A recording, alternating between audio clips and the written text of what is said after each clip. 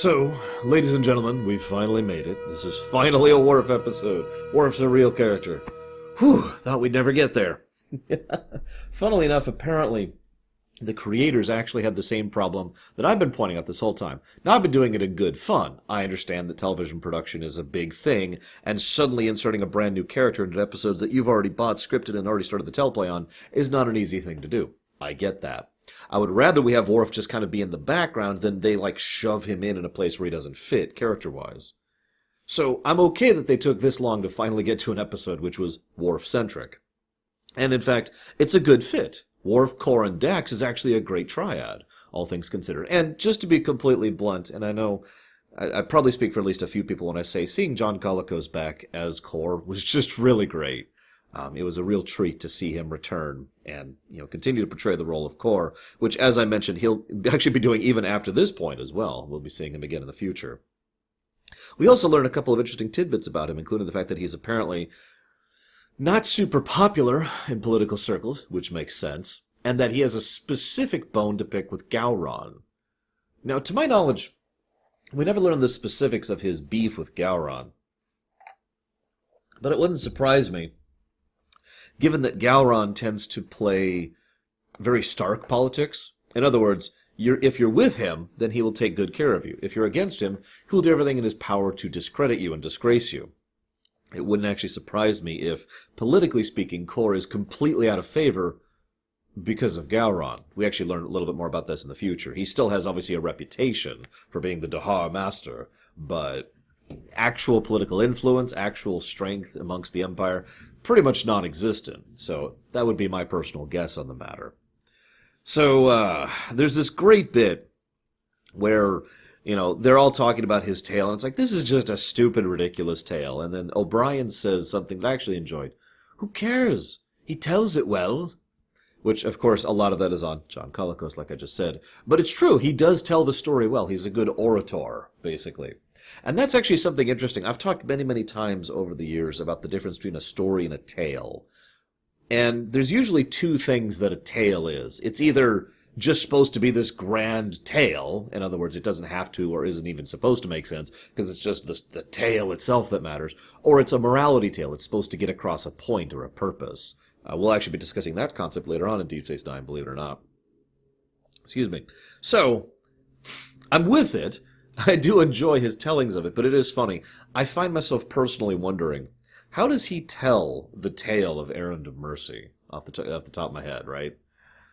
And there we were, Kirk and I, the smiles within smiles Organians, distanced off to the side as we lunged one with another. I pulled off my knife, but it was knocked from my hand by the beaten brow of Kirk's great burst. I'm not good at this, at least not off the top of my head, but and then Kirk and I wrestled to the ground and shook with the fervor and strength of the great Federation and Klingon Armada combined, I just like to think that that's how he tells that particular one, as opposed to, we tried to kill each other, but then our weapons got hot. It loses a little bit in the when you switch from story to a tale, or vice versa. So Worf is, of course, incredibly nervous about meeting Kor. For two reasons. First, he's been disgraced in the Empire again. This is not the first time he's had to deal with that problem, although at least it's not a discommendation, which is basically as bad as it can get. And second of all, he idolizes Kor. Of course Worf does, of all people. Worf, as I've said before, is probably one of the really true, real Klingons, by virtue of the fact that he had the virtue of not actually being born in Klingon society. The son of Moog effect, as I've been trying to get more and more to calling that, because it's going to come up a lot in all these Worf-centric episodes in TNG and in DS9.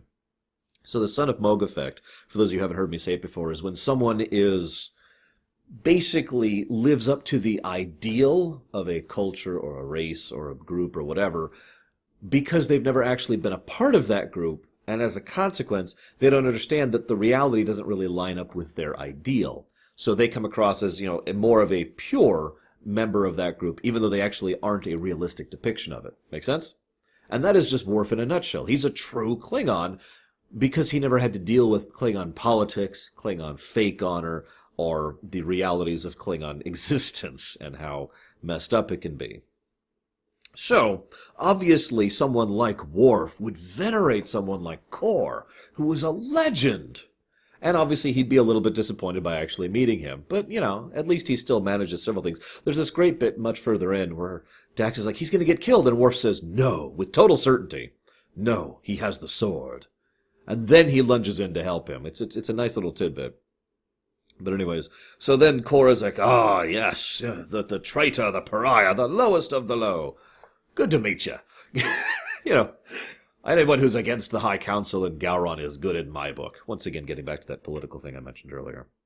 So Worf, of course, is entranced by the idea of this. Worf is someone who... There's two aspects to his character that I think they really did a good job with in Deep Space Nine, but were emphasized even as far back as TNG. Worf is a romantic. I don't mean as in his relationships with women, although he is also a romantic in that sense. But I mean, he's a romantic. He becomes entranced by the ideas of, all these concepts and these great glorious battles and the honor of trying to serve your people. He's a romantic, right? Like, we romanticize things. And he also has a very big faith focus. This is something that'll be very important going forward as we continue to discuss more of it. But even in this episode, that's something they hammer in very clearly. So the idea of being able to find something like the Sword of Kahless, that's incredible to him. It has been argued that there is no real-life equivalent to this. Although you could argue that back and forth, and it would probably vary depending on which particular point in human history you're talking about. But it could be argued that right now there is nothing that really is the equivalent of the Sword of Kahless for Klingons that we have here in real life for humans. It's just that big of a deal. Now, there's this great bit. I like the fact that Kor brought this to Dax to verify it. Wish he'd gone a little bit more direct rather than telling everyone in every bar on the way there about it, but, whatever. And then the Lethian attacks. 6-minute, 9-second teaser. I think this is one of the longest teasers we've ever had. Not the longest, but it's certainly up there. I also have to admit that Odo is really not impressing me. Unless maybe Odo's... Well, no, Odo was in the episode, wasn't he? Like right at the beginning, and it's like a one-off. Where the hell's security? This Lethian just wanders up and attacks. I guess he's not really a VIP, but a citizen. Really? You're just going to let that happen? Okay, whatever. So, this is when we find out about the Hur'q. There's actually several references to the Hur'q in this episode. There are only 2 episodes ever of Star Trek where the Hur'q are even referenced. This episode and a brief one-off reference in Enterprise Season 4. That's it. Now, I mention that because the Hur'q, as well as the Feklar, which is someone else I've talked about recently in a TNG episode, Devil's Due, both of those are aspects of Klingon mythos that are never really fleshed out in the show itself. I know you guys are probably tired of me bringing up STO, but all I'm going to say is that I like what STO did with both the Feklar and the Hur'q. It was a logical way to conclude it. It made a lot of sense, and it added a lot of power for anybody who recognized the name. I freely admit, I actually was like, wait a minute, the Hur'q? It was pretty much my reaction, because I'm pretty sure I did it live on stream, and I was like, you gotta be kidding me. So I was pretty jazzed about that.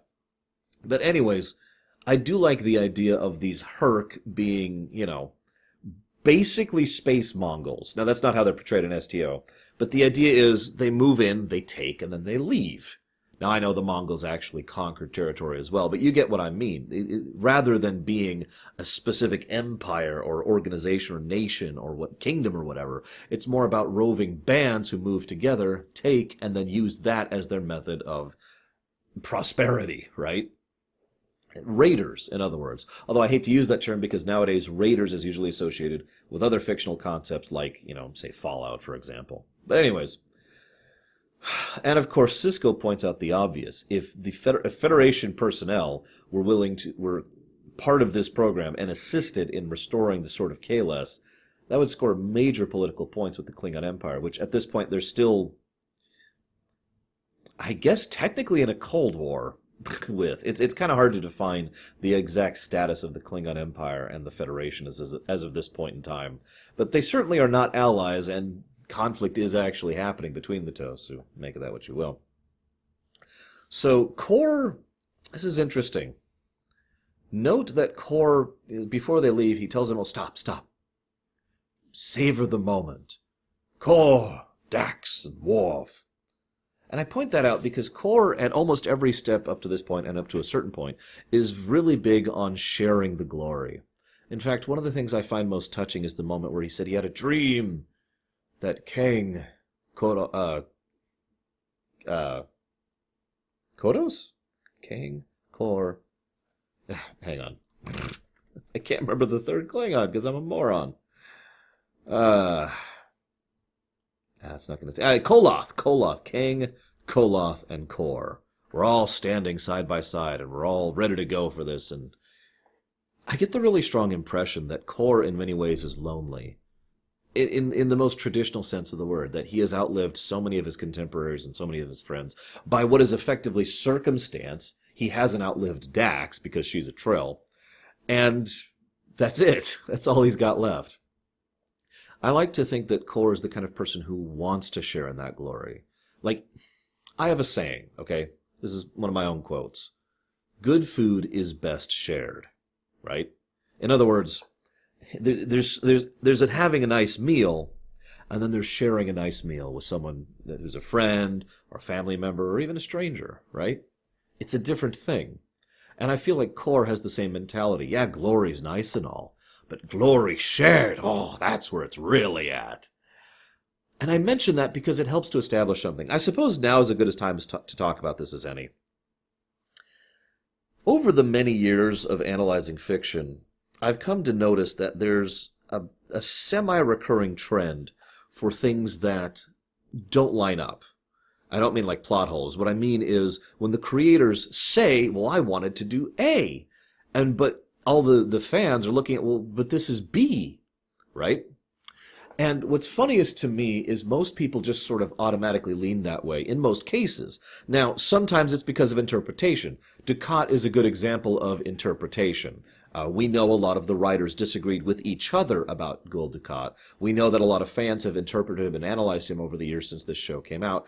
And we know his character took an extremely stark, sudden right turn at a certain point in the show. So there's a lot of interpretation there. That's not so much a miscommunication between the creators and the fans, so much as it is just, it was a nice multi-dimensional dynamic thing that they never flat down said, this is who this character is. But I've seen this many times where the creators have said, this is who this character is, and everyone's like, well, no, it isn't. I'm sure you guys can think of several examples of that right off the top of your head. In my experience, there's usually two reasons this happens. The first is the obvious, just screw-ups. It wasn't properly conveyed, and therefore it was a screw-up. The end. But the second is more interesting to me, because the second is when the person involved, in this case, that would most specifically be Hans Beimler, I'm not actually sure how to pronounce that, and Renee Echeverria, both insisted that there was no external power, no trap, no mental effect, no nothing whatsoever on the sword of Kahless. And yet, that's not what's shown in the episode, to be blunt. And virtually everyone who has seen this episode, especially everyone I've talked to personally, has automatically said, yeah, of course there's some kind of external influence. In fact, I remember when I watched this episode first with Mom, remember we'd started watching DS9 by this point, by the end of season 3, and we were watching this, and she's like, oh no, and I'm like, yeah, looks like it was a trap after all, and she's like, yeah, they're going to tear each other apart. They better get rid of that stupid sword. And I'm like, yeah, tell me about it. Because it was just such an automatic thing. It wasn't like we looked at, it wasn't like we looked at a black poker chip here and said, well, this is obviously purple. It was something that was shown as that thing, as if it was some external influence. And this is the second category, at least this is my interpretation of this particular event, because they said this is what it is, but the actors, the director, and the specific teleplay didn't seem to agree with that. And so, in other words, to bear this down as simply as I possibly can, we were shown one thing and are being told something else. Apparently, and this is a long-standing thing. As I said earlier, Renee Echeverria and Hans, I'm not going to try again, both had been commenting on this in the 90s. Remember, there were regular chat rooms and message boards, and the fan community for Star Trek was fairly active at this point in time. So even back then, people were automatically assuming there was some kind of influence on the sword upon both of them, upon Kor and upon Worf. And they were like, no, it's just a thing. There's no external force. And they apparently were really upset about that. which I find funny because, well, I've been thinking that for years, but when I walked into this episode, I'm like, okay, I'm going to go in, analysis mode on. I know what the creator said. I know what Renee Echeverria says. I know what Hans says. Let's see what I think going through the episode. And having gone through the episode and paying attention at every step of the way, no, I think the sword has an external influence on them. It just makes too much sense. First of all, it's logical to say that the Hur'q would have trapped this in some way, and this is Star Trek, where things that can influence you to act differently is practically normal. I mean, how many episodes of TNG and Deep Space Nine have we already covered where this has been a thing in some manner or another? So the idea that it's putting out some kind of conflict beams is extremely mundane to the point of being normal. On top of that, it's the performances in specific. I was paying attention very carefully through this episode, and Worf and Kor both go from being, united in purpose and friendship and working together to being slightly distrustful of each other to immediately wanting to attack and kill each other. It's 3 steps. We're fine, we're enemies. And that's a little bit too much for me. I think that, again, a lot of that boils down to the performances of the actors and the pace of the episode itself. Perhaps if the episode had been longer and the drift had been more gradual, maybe that would have worked a little bit differently. But they act almost completely out of character by the time they actually get a hold of the damn thing. There's even this bit, so I'm looking at my notes here. They're like, hey, look, we found nothing, and Kor laments the loss of what would have been the last great adventure for him. But then Worf is like, oh my god, look. And then Worf allows Kor to take it first. You deserve this honor. And then Worf takes it, and he's like, oh, this is great. And then he hands it back to Kor. There's a clear fellowship and bond still there. Then they have to fight Tyrell. Now, Tyrell, you remember him? That little twerp. I'm sorry. We just covered Little Green Men, right? You remember how in Little Green Men, Quark was guilty of vampire ego syndrome? I'm not going to repeat my description of that. I talked about it last episode. It's on my website. Tyrell is clearly another victim of vampire ego syndrome here. I will have the sword, and then I will rule the empire on high as Sultan. And yet, no. I'll tell you what's going to happen. You're going to bring back the sword, and people will kill you for it, which is probably what would have happened anyways, especially if this external force really is on the sword, as posited. Although it's worth noting the sword has no external force when it shows up in STO, but let's not get into that. So they defeat they defeat Tyrell, they get away, and then Kor is like, what the hell's wrong with you? Like, almost immediately. This is the next scene, I remind you. They start yelling at each other and blaming each other for this entire situation. You should not have spared him. You are not a true Klingon. Maybe you don't deserve the sword. Oh, well, maybe you're just an old drunken fool who is the reason this was found out, and maybe you don't deserve the sword. Just bam, scene to scene like that. No, I'm sorry. That's no. People don't just suddenly shift that hard and fast. Keeping in mind, by the way, that the second to last scene in the episode is Worf and Kor quite literally trying to kill each other, strangle each other. Dax stuns them both. And then the very next scene is them amicably and together, working together like they always did, beaming the thing off.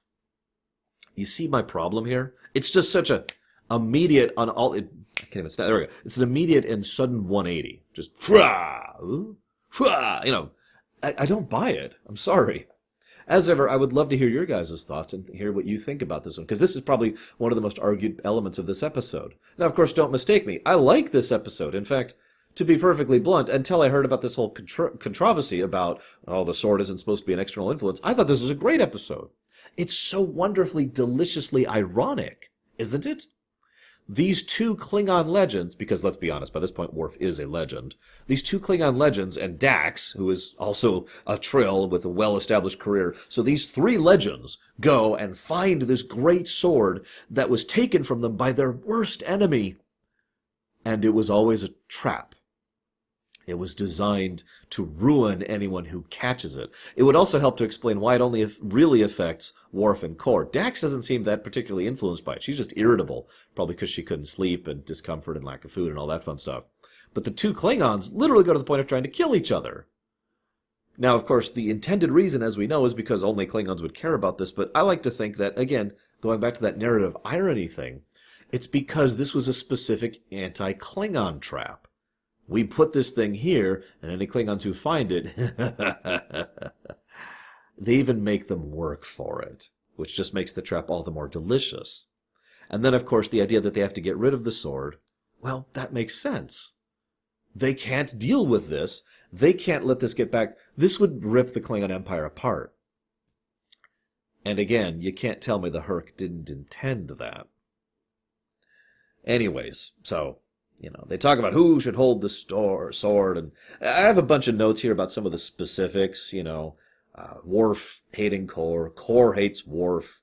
There's this bit where Kor starts to regale them with the tale of the random rat that they caught and ate, and Worf says, that is not how the tale went, and Kor says, oh, well, they'd hope they exaggerate the story, or otherwise, when I get to your verse, it'll be, and then Worf came along. Once again, not only is that actively not true, since I remind you they wouldn't have even found the sword without Worf's specific influence on this mission and his expertise, but also, once again, that's not very Kor. He's cool with sharing the glory. He's cool with being part of the grand adventurous party. Right? We've already established that. Anyways, so then there's this great scene where Kor speaks how he should hold the sword, not Gowron, that pathetic politician, and not Kahless, who's just a clone, but no, a true Klingon like me, I should bring glory to the Empire. So now he's got vampire ego syndrome. And then Worf's is more interesting because Worf stems entirely from his phrase, I had a vision, and I knew my life was with purpose. Now, this is actually a really interesting scene for me, both from the intent of the writers, or some of the creators, I should say, and with the way it's actually presented. Because both ways, what we see is Worf desperate to make his life meaningful. Now, Worf has accomplished great things by this point in history. As I said, he is already a legend in many ways. But the truth of the matter is Worf is still going through some crap, came very close to resigning his commission, and is now once again kicked out of the Klingon Empire, with the House of Mogh once again being disgraced and stripped from power. Now, Worf, how do I phrase this? I'm going to segue here. Hear me out, please. One of the things that bothered me when Earthbound was not a big seller in the United States was the fact that it was a great game, which a lot of effort and love put into the localization. Specifically the localization, obviously it was a great game in Japan, but even the United States version, which is significantly different, was a very well-polished and well-crafted machine. And it didn't sell well. Now you might say, well, it doesn't have to sell well, and you're right, it doesn't. It is still a phenomenal game. Many people have since discovered it and now enjoy this wonderful game. But what I mean by that is picture the people who worked on that. Picture the people who poured their heart and soul into something, who did something that they believed was right, that they believed was honorable. Now I know you're saying, well, you're putting too much into it. It was just localizing a game, but you're not understanding me. The game itself wasn't really the critical part. The people who worked on making Earthbound localized here in the States did a good job. They didn't have to. They weren't being paid to. There was no external force trying to coerce them or convince them or manipulate them into doing good work. They just wanted to do good work because that was right. It was the honorable, internal honor, real honorable thing to do. You can probably already see how I'm tying this in. But it was a flop. And there's just something discouraging about doing the right thing and seeing it as a failure. So for someone like Worf with such a strong belief, infrastructure, in honor, in faith, in doing the right thing, he did what he believed firmly to be the right thing back in Way of the Warrior. And his reward for that was to be in disgrace. And so you could see how someone like Worf would think, oh no, it all makes sense now. I did do the right thing, and now this is why. This will make it all worthwhile. This will mean it wasn't meaningless. This will mean it was with purpose. I suffered and I lost, but it's okay because I stayed true to what I believed was right. I retained my honor, and in so doing, now I will have the sword, and I will bring it back, and I will lead our people. And thus you could see how his ideals and faith and romanticism can be twisted by the trap of the Hur'q. It's a great scene, and Dorn really sells it very well. It was nice, by the way, this is another LeVar Burton directors, and once again you can tell the man really works well, and you can tell he pulls a great performance out of Michael Dorn. I have the really weird feeling that a lot of the directors who've been working with Dorn Brighter now don't really know how to pull a performance out of him. I could be wrong about that. Like, obviously he does fine from this point on, but I feel like this is the first episode where Worf really feels like Worf, even including Way of the Warrior. So, then there's the bit about the ledge. Now that's interesting because the episode makes it very clear, well, there was a ledge, it wasn't enough. Even Dax calls him out on that. That was just going to get him killed. And Worf's only defense is, so? I didn't push him off. If he fell, well, that's the end of him. He was willing to take the sword with him. This is officially the moment that I don't buy that that's just Worf without external influence. I might be able to buy Kor. Maybe. But Worf, who I just finished talking about the whole honorable thing, who has a very strong sense of internal honor and real honor and doing the right thing, who has a tremendous sense of duty and responsibility and commitment. You can't tell me Worf was just totally cool with the things that he tried to do in this episode. No, I don't buy it. At best, that shows that the writers and creators didn't understand the character, and at worst, they were literally wrong, and this was a trap, as I've been positing this whole time. So, they rest up for the night, neither side willing to let the other, of course. And then Tyrell and his forces show back up, which is funny, because they really aren't such a Krennic in this thing. It's like, hey, we're the bad guys. No, you're not. You are not the obstacle guys. You're here to fill the time. So they show back up, and they defeat the hell out of them. And immediately, the second they finish defeating the other forces, Worf and Kor descend upon each other and literally try to kill each other, like I just mentioned. Yeah. So then Dax shoots them both, gets them a hell away, and they beam the sword off into space. The end, basically. They'll probably never find that thing again, except in STO where it's used against the Iconians, but that's off topic. As ever, I state my statements as fact because I cannot buy that there is no external force here. I just can't. It might not even be the sword itself. A theory I've heard before is that the facility had this whole anti-Klingon beam going on, so that as long as they were nearby, they were still being influenced by it. Once they get out to space, they're far enough away, and now they're kind of okay, right? That might help explain things a little bit. As ever, I would love to hear your guys' thoughts on this apparently controversial episode. I still enjoyed it, don't mistake me. It was nice to see Worf being Worf, and it was great seeing Kor back in action. And it was nice seeing Dax being awesome. So there's a lot of good stuff here. Hope you guys enjoyed. I'll see you next time.